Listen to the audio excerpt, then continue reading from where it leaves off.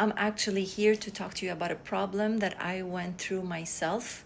I want to highlight this problem because I see a lot of people suffering from it without even realizing that it's actually a thing that's causing them to feel stressed, anxious, depleted, drained, not enjoying the present moment.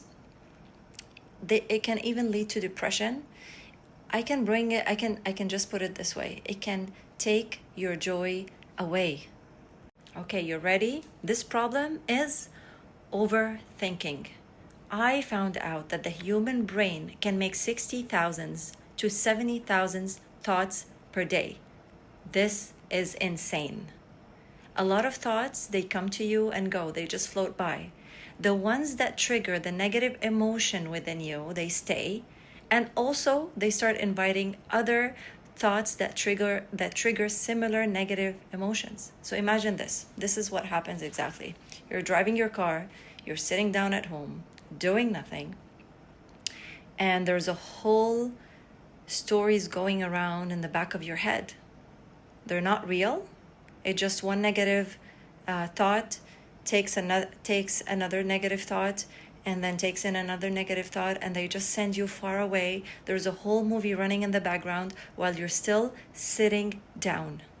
So basically, in another word, instead of you controlling your mind, you're letting your mind control your life. Because when there is a whole drama movie running in the back of your head, you're going to feel drained, even though you're doing nothing. You're going to feel stressed, anxious, maybe overwhelmed. And if that stays, it will take you into depression later on. So is this normal? Yes, who doesn't fall in the trap of overthinking? We have a mind, so it's normal. Now, what's not okay is to realize and be aware that we have this problem and not do anything about it. And not try to do what we need to do to start mastering our mind and controlling our thoughts. If you're still here and you're saying, oh, that's me, I do have this problem, I do let my mind control my life, I want you to stay with me. I'm going to share with you the little things that I did, the practices that I do to overcome this problem. And again, life is a journey. Some days you're going to be okay, you're going to master your mind, and other days you're going to fall in the trap again. But at least you're going to have the tools to pick yourself up and start again and put yourself back on the right track. Okay, so number one is yoga. I can tell you about my own classes. We cultivate a practice of coming back to the present moment, whether through focusing on our breathing, the different body sensations, the different body parts. It all brings you back to the present moment, which is very important. Another fantastic way is meditation. In the meditation, you are aware of your thoughts. You're not suppressing them. You're not blocking them. But you practice not elaborating with them. So you see them, you name them, but you do not try to fix anything or find a solution or change anything. You just see them, you let them come and go. Another way that I use myself, and it helps me come back to the present moment and not fall in the trap of overthinking, is a body scan. So basically you need nothing. You just need to sit down comfortably, close your eyes, it takes 5 minutes, and focus on your body. Start scanning your body starting from your toes all the way up to the crown of your head, and just notice how each part of you feels. Okay, I have another 2 practices to share with you that will help you come to your present moment.